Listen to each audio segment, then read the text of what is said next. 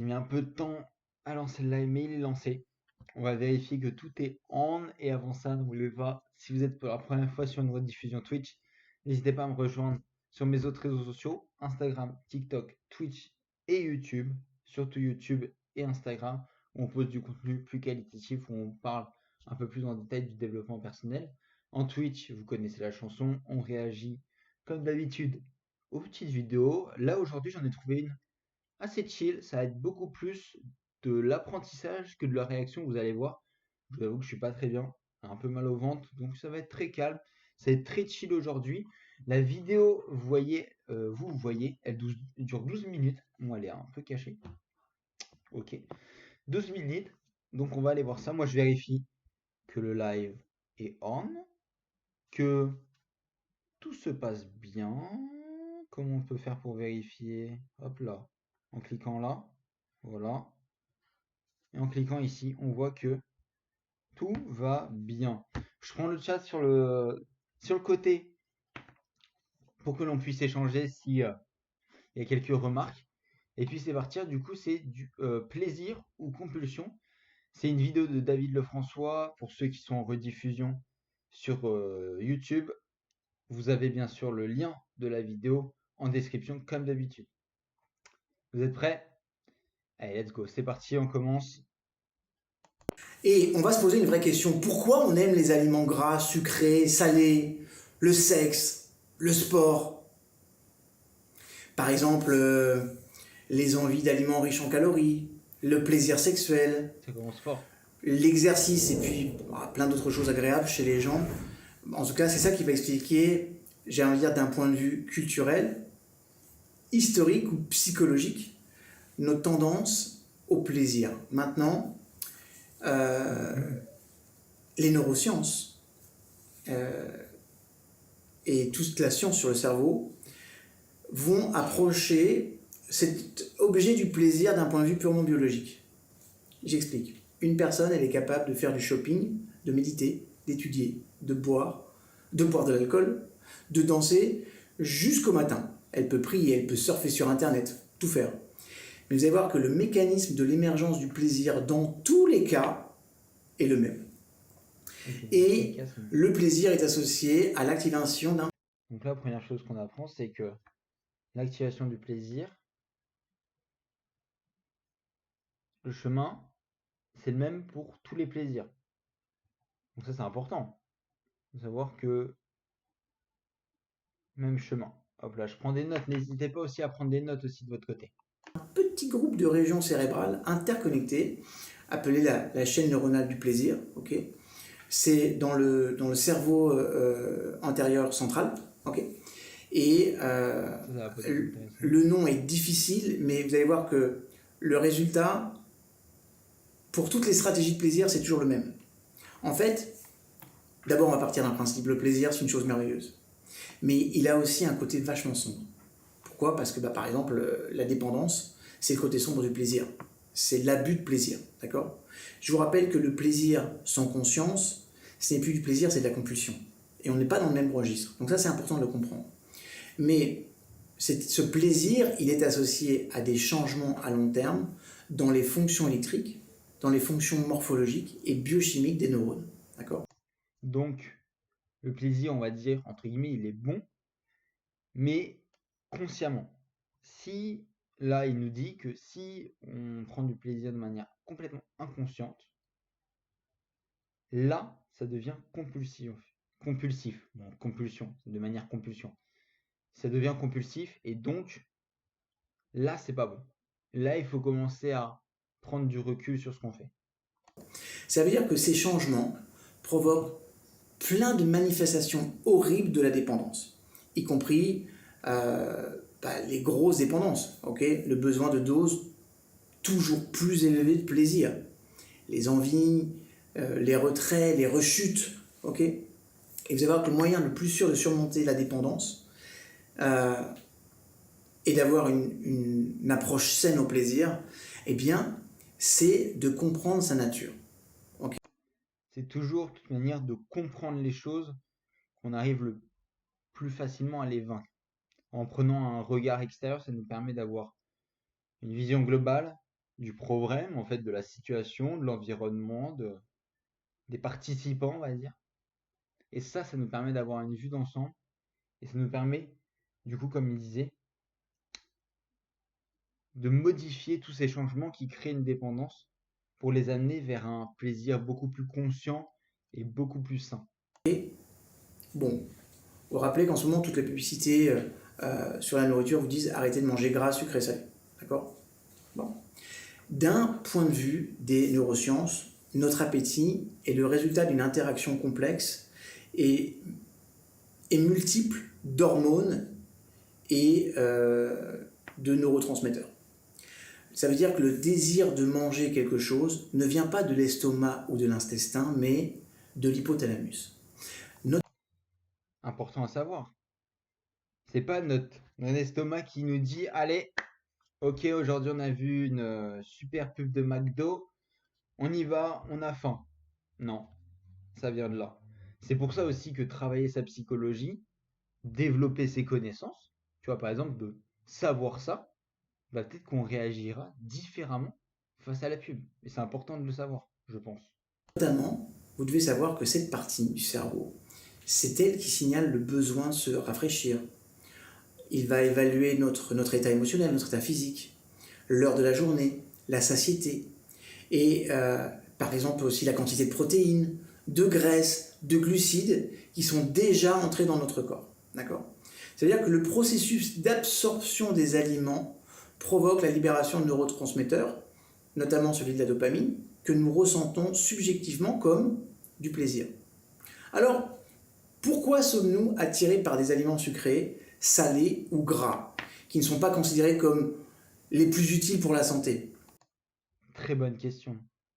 Pourquoi, je pense qu'on va la noter, pourquoi on est attiré par le sucre et les aliments gras? Attiré par le sucre et tout ce qui est gras. Et tout ce qui est gras, alors que, bah, comme il a dit, ça ne sert pas à grand chose. On n'en a pas spécialement besoin. Du coup, j'espère qu'il va bien répondre à la question. On va voir.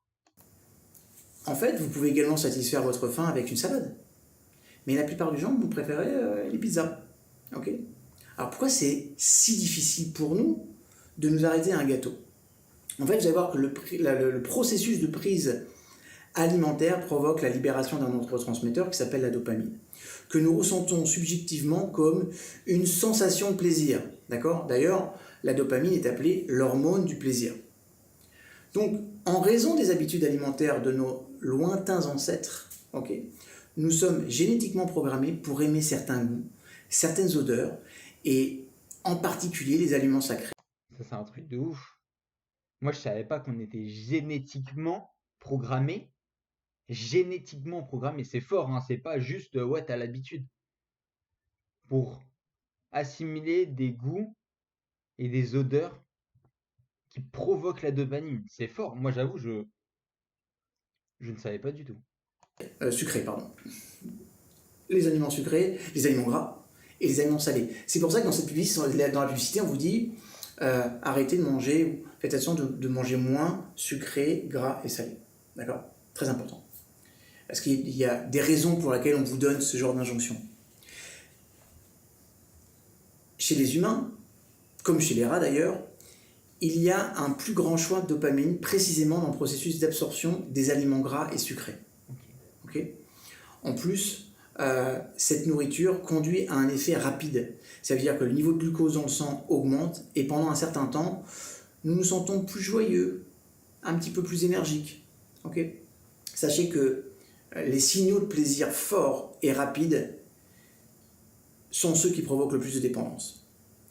Maintenant, c'est aussi... Donc, pour éviter cette dépendance, il faudra éviter tous ces aliments qui ont des réactions rapides, du coup. C'est intéressant de noter que la combinaison d'aliments sucrés et gras entraîne une surdépendance. C'est ça qui va créer une activation significative plus grande des centres du plaisir. Quand on associe le gras et le sucré. Ah ouais. Donc une bonne choucroute avec une grosse glace à la crème derrière, moyen. D'accord? Mais sachez que ça là, c'est le doublé perdant. D'ailleurs, au cours d'expériences sur des rats de laboratoire, les scientifiques ont remarqué que les cobayes qui avaient déjà mangé et refusé la nourriture régulière étaient prêts à continuer à absorber des aliments sucrés et gras. Et en fait, une histoire similaire nous arrive lorsque, par exemple, après un dîner copieux, on ne peut pas refuser le dessert. Donc ça, c'est pour la partie nourriture. Maintenant, parce que je sais que les personnes qui suivent cette chaîne sont des petits coquins, nous allons parler sexe. Ah, bien sûr. Yeah. Il y a des études qui ont montré que pendant l'orgasme, la même dopamine est également libérée.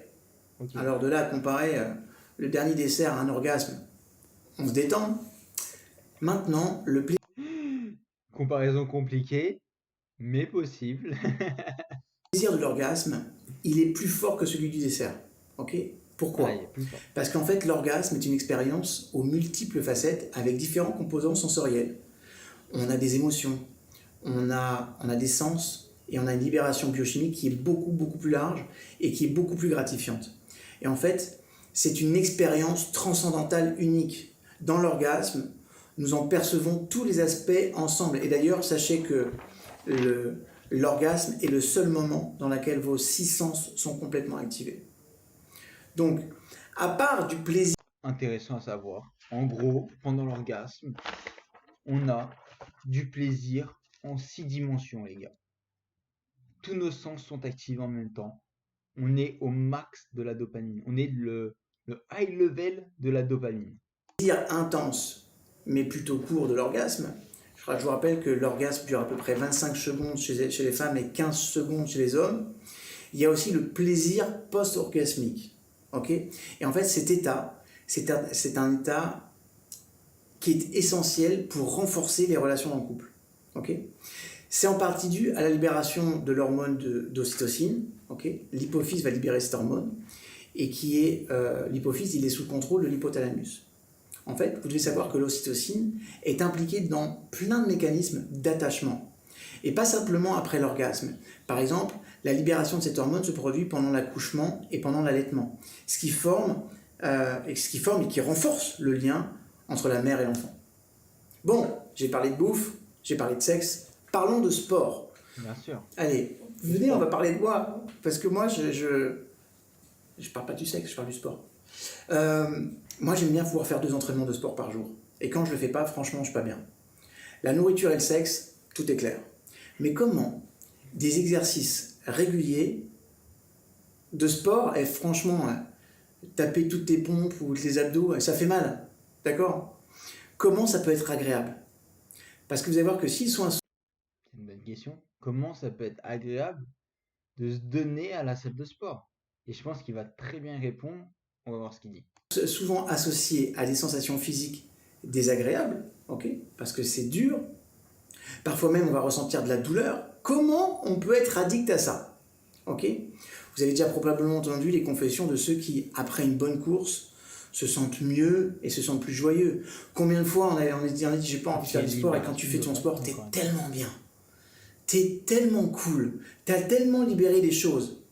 Le secret, c'est que l'exercice régulier, en fait, crée un grand nombre de changements dans le cerveau.